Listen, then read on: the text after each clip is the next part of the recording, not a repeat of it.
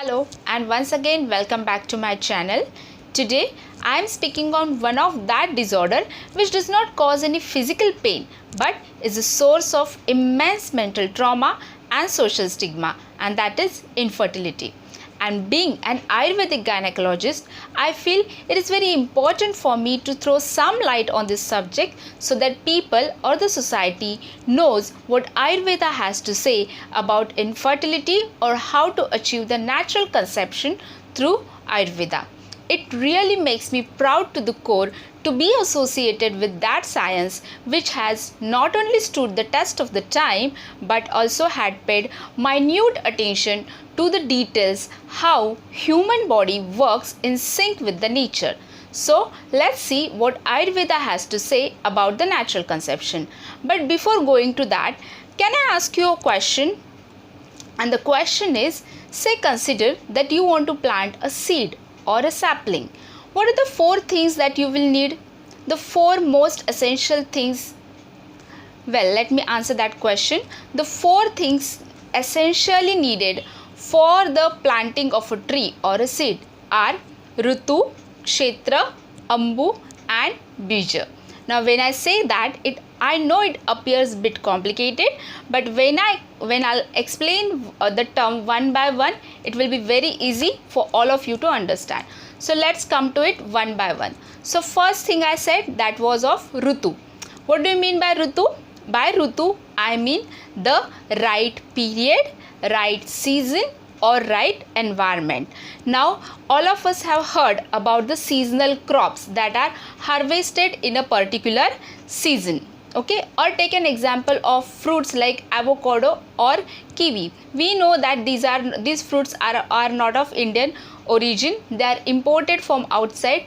Why they are imported? Because India lacks the proper environment or the proper right period or right environment for their growth, and that's why we have to import such kind of fruits. So point to be underlined over here is that if you want a particular thing to grow, you need a right environment for it. You cannot expect avocado or kiwi to be harvested in India. So the first thing is clear, that is, if you want to plant a tree, you need a right environment, right season or a right time period. Next I said Ritu and next was Kshetra. The other thing was Kshetra. What do you mean by Kshetra? Kshetra is nothing but a soil. So if I want to plant a seed, I will need a soil for that seed to be buried in, because without soil there will not be any germination of that seed.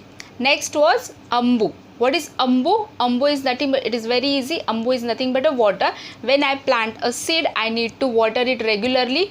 Only then it will grow into a sapling. Otherwise, it will die there itself. So the next thing I'll need is a water. I need to water that seed or water that plant regularly. Next is a Bija. Bija is, though it is stated at the last, but this is the first and foremost important thing, that is Bija. What is Bija? Bija is nothing but a seed. If you don't have a seed, what is the use of soil? What is the use of water? What is the use of right environment or a season or a time?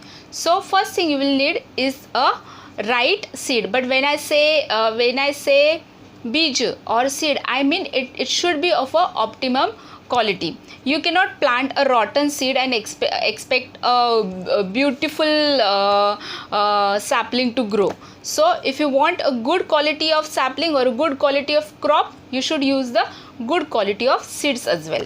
So this is what goes outside, that is in nature. So if we see in the nature, if you want a particular crop to grow, a particular plant to grow, we need these four essential factors. So Ayurveda has beautifully explained this thing of natural conception, and that is the four things which are needed for a seed to grow into a sapling are exactly the four things that are needed for us, for humans, to reproduce another being like us. So let's come to these four factors again, but this time in the context of human body. So first thing I said was Ritu. When we come to human body, this Ritu refers to fertile period. Now what is fertile period? fertile period refers only to the female partner, and it is that period during which if a couple has intercourse, then there are highest chances of conception to occur or pregnancy to occur.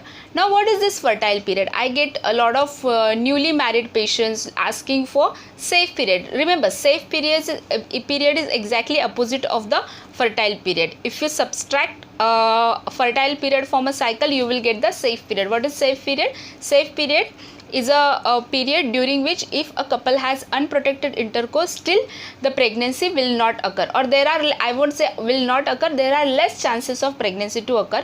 Exactly opposite of this is fertile period. That means if a couple has intercourse during fertile period, then there are highest chances of pregnancy to occur. So what is this fertile period?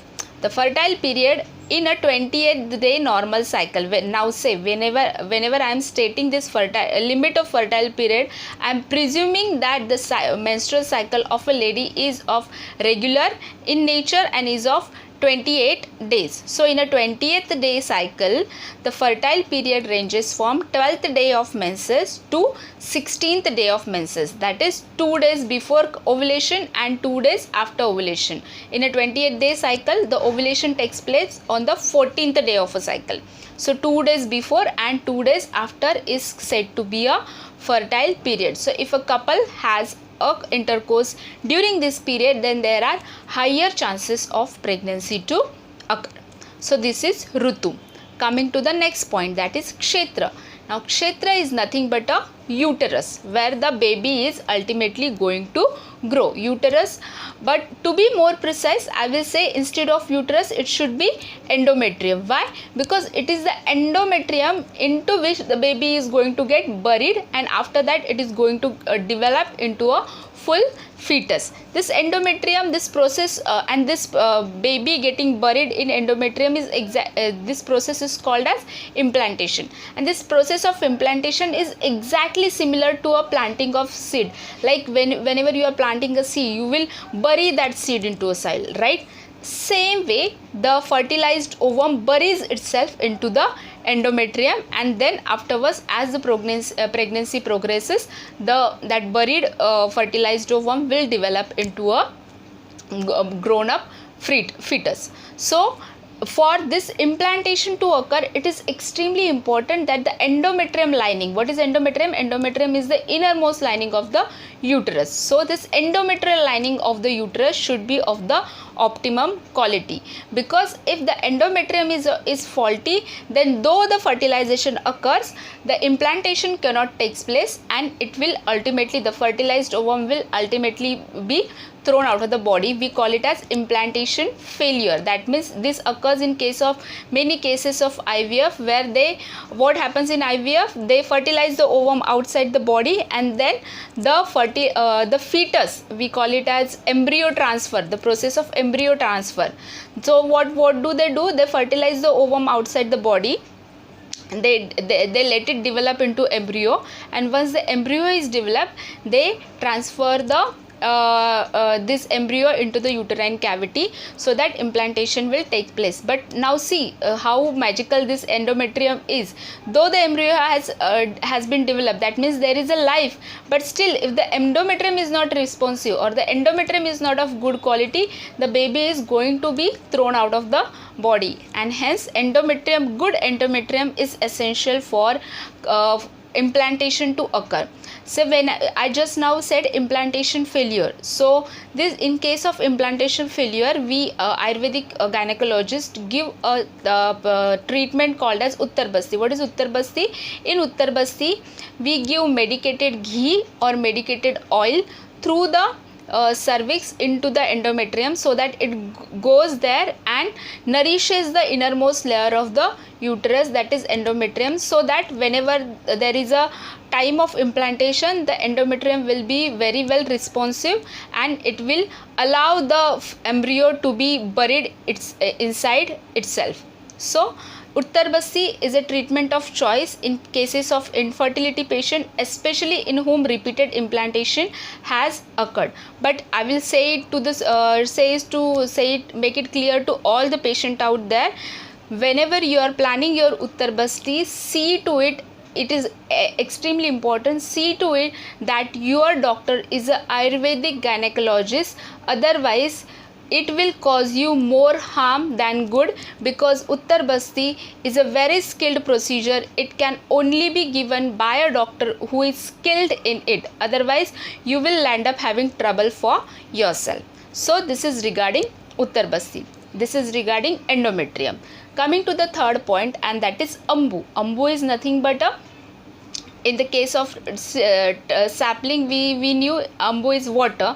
Here Ambu is nothing but a, in Ayurveda we say Matruj Ahar Ras. Now what is Matruj Ahar Ras? I will simplify this term for you.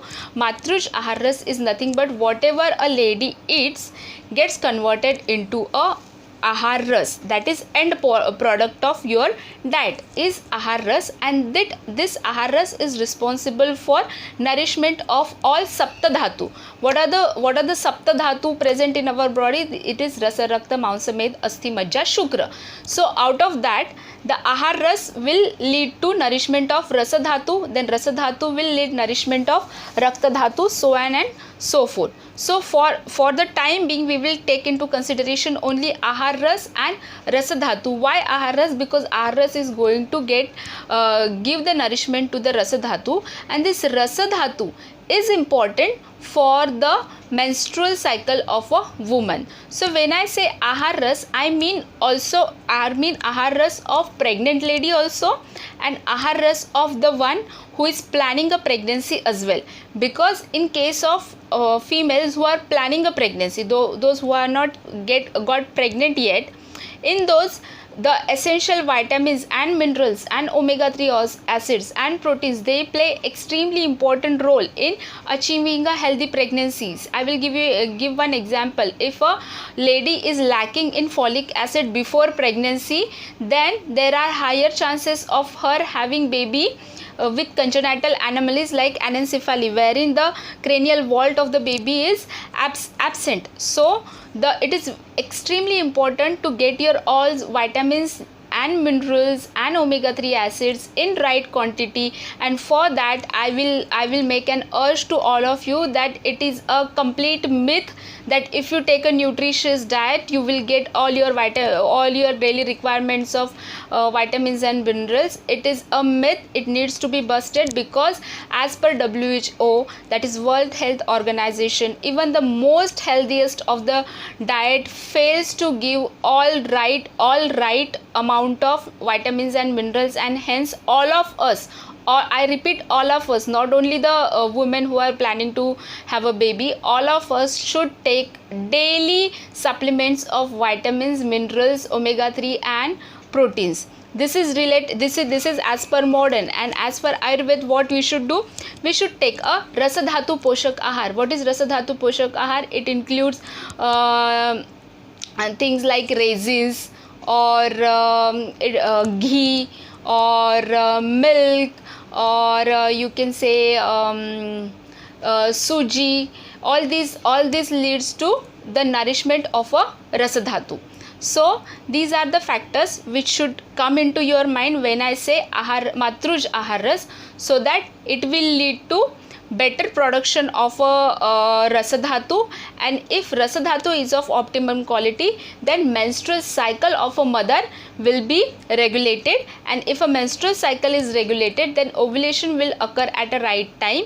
If ovulation occurs at the right time, then there are higher chances of pregnancy to occur. So this Ahar Ras should be taken in two context: one, before pregnancy, and second, after pregnancy. Before pregnancy, we should focus on Rasa Dhatu, and then after its regulation of a menstrual cycle, and after pregnancy we should take into consideration the Rasa Dhatu leading to nourishment of mother as well as the fetus. Coming to the last factor important for conception, and that is Bija. Bija refers to both sperm and ovum. Okay, so this sperm and ovum should be of optimum quality, so that the developing baby will be of the best quality. We all of us know that majority of chromosomal abnormalities and congenital anomalies and abnormalities stem from faulty sperm or ovum. and hence to avoid this we advise all the couples who are planning a pregnancy to undergo a Bija Shuddhi Sanskar. Now what is Bija Shuddhi Sanskar? In that a detailed history of a couple is taken, their Prakruti Parikshan is done, which out of 3 dosha, the concept of Ayurveda is all of us have any one of these 3 dosha, that is Vata, Pitta, Kapha. So detailed Prakruti Parikshan helps us to understand which dosha is prominent in both of them, and accordingly we advise them any one of the Panchakarma therapy. What is Panchakarma? Panchakarma is nothing but the detoxification therapy in which all the impurities of your body are thrown out, and this could be the Panchakarma could be, we call it as Vaman, Virechan, Nasya, Basti and Raktamokshan. Out of that any one could be advocated to you, but that decision remains of your gynecologist which Panchakarma to give to which patient. So this is a Bija Shuddhi Sanskar. Bija Shuddhi Sanskar is extremely important. Whichever patient approaches me for planning a pregnancy, I advise them to undergo Bija Shuddhi Sanskar. It is not also it helps in curing certain what you can say, certain disorders that runs in family. Like a mother is like if both the partners are having diabetes, there is a higher risk of baby of having a diabetes. But if you do this Bija Shuddhi Sanskar before planning a pregnancy and after that you plan your pregnancy, then the risk is reduced. I won't say the baby will not have diabetes, but the risk of the baby having a particular abnormality definitely reduces. So this is what Ayurveda has to say about planning a pregnancy, or how the natural conception can be achieved without any medical intervention. But for that you need to approach a Ayurvedic gynecologist. If you want to consult with me, the details of online consultation with me are given in the description box. I can guide you in various topics like when to plan pregnancy, what is the ideal time of the year to plan pregnancy, which are the vitamins and minerals should be taken before and after pregnancy, and how the science of Garbha Sanskar can be applied during your 9 months of pregnancy duration, so that not only you will enjoy your pregnancy, but you will contribute to a society by giving the best progeny that you can. So this is all for now. If you have any doubt, you can directly ping me. I am mentioning my mobile number. So take care of yourself and take care of your reproductive health very well. Bye.